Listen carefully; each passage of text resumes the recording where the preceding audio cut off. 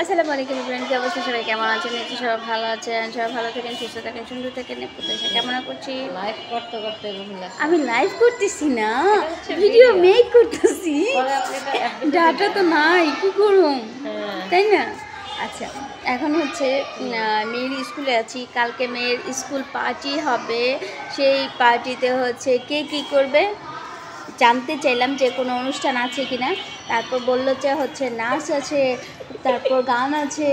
কিন্তু দুঃখের বিষয়, আমার মেয়ে তো নাচও পারে না, গানও পারে না, কিন্তু কবিতা আবৃত্তি করতে পারে। ঠিক আছে, তো এখন হচ্ছে সিলেক্ট করে দিয়ে আসলাম যে যাতে করে কবিতা আবৃত্তি করবে। ঠিক আছে, আমার ম্যাম, আমার আপুমণি হচ্ছে তার সাথে কথা বলতেছে। উনি ওনার আপন জামাইয়ের সাথে কথা বলতেছে। আচ্ছা, কারো কি পর জামাই থাকে? পর জামাই তো পরগাছা, পরগাছা কখনো মানে রিয়েল হইতে পারে না। পরগাছা আজীবনই পরগাছা থাকে, কারণ পরগাছা উপরায় ফেলাই দেয়। আর আপন জামাই তো এখানে থাকে। তোমার কোন জায়গায় আছে ভাই? দেখছ, আমি আমার আপন জামাইয়ের সাথে কথা বলতেছি। কত অহংকার, গর্ব, কনফিডেন্ট।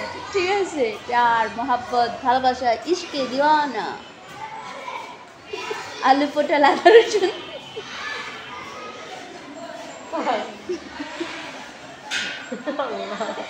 জামাই মনে হয় আমার কথা শুনে হাসতে আছে।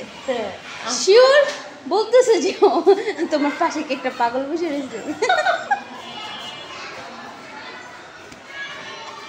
ভাই, সময় তো কাটতে হবে, আমি তো বোরিং লাইফ পার করবো কিভাবে?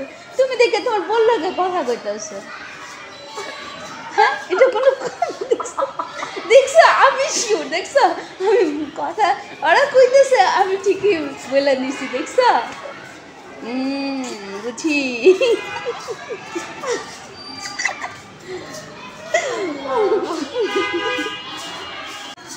ওর হাব্বি কি কইছে জানো?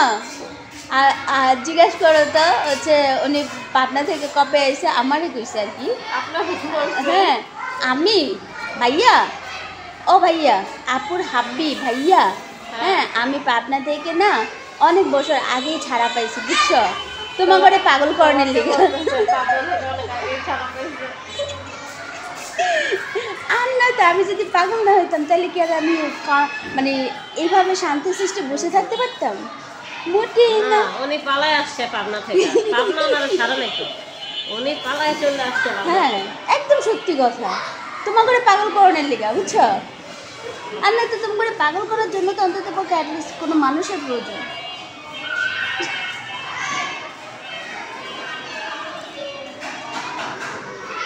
আচ্ছা, পারবে থাকো।